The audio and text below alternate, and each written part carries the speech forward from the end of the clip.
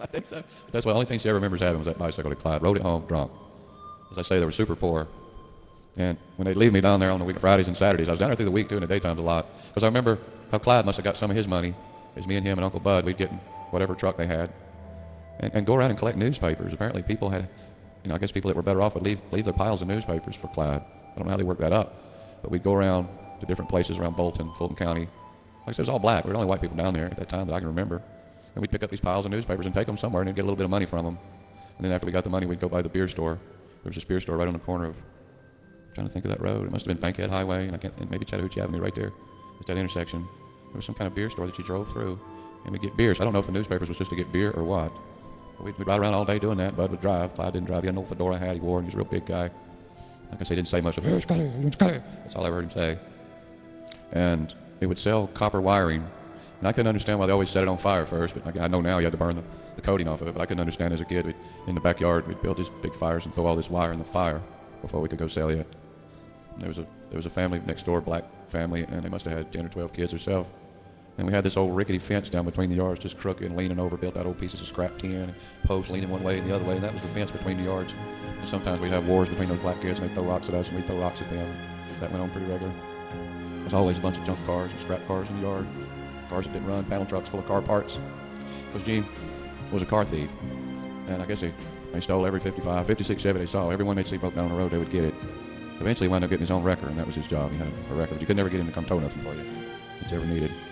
But they would ride around, and every time they saw 56 or 55 or 57 broke down, they'd stop and get it. And take it to some guy out in Paulding County, which is where I am now. He had a big old barn out there. And I was just a little kid, and I rode around with him, and they'd hitch it up and haul it out there and sell it to him. He had a whole barn filled with them.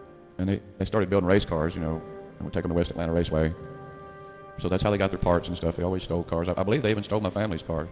Like my father was a hard worker. He had a job. My mama worked. And he had bought a brand new 62 Impala Super Sport with a 409 and 2.4 barrels, and it was black.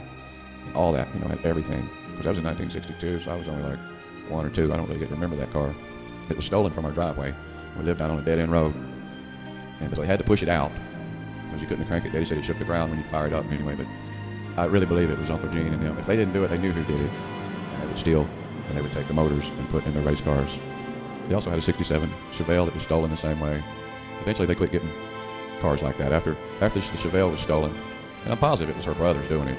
After the Chevelle was stolen, they didn't get cars like that. They went and got the biggest, ugliest Pontiac Catalina they could get. And they didn't steal that, but somebody did break in the glove box and pried in the glove box. Wasn't nothing in there.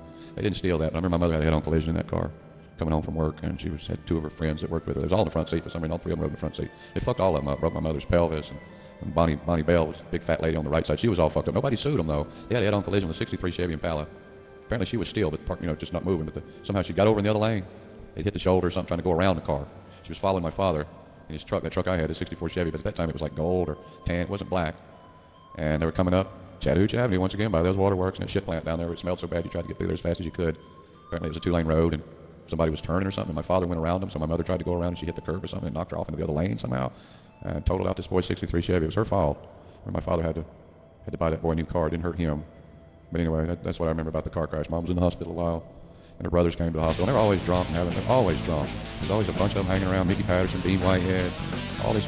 Just like all they had to do was fuck off all day and drink and steal and play. I remember they come in the hospital and they were jumping on the stretchers and pushing the stretchers and saying, Dr. Gene to surgery, and I just all goofing off all the time. As a kid, I really liked it. I looked up to Uncle Gene because he treated me like an adult. He would take me out in his 55s or 50s, 57 when I remember most likely 96 in it, but probably out of my mother's Chevelle that they stole. More than likely. I don't know why my father never caught on to this. I guess because he was married to her. Nothing he could do. When you marry somebody, you marry the family.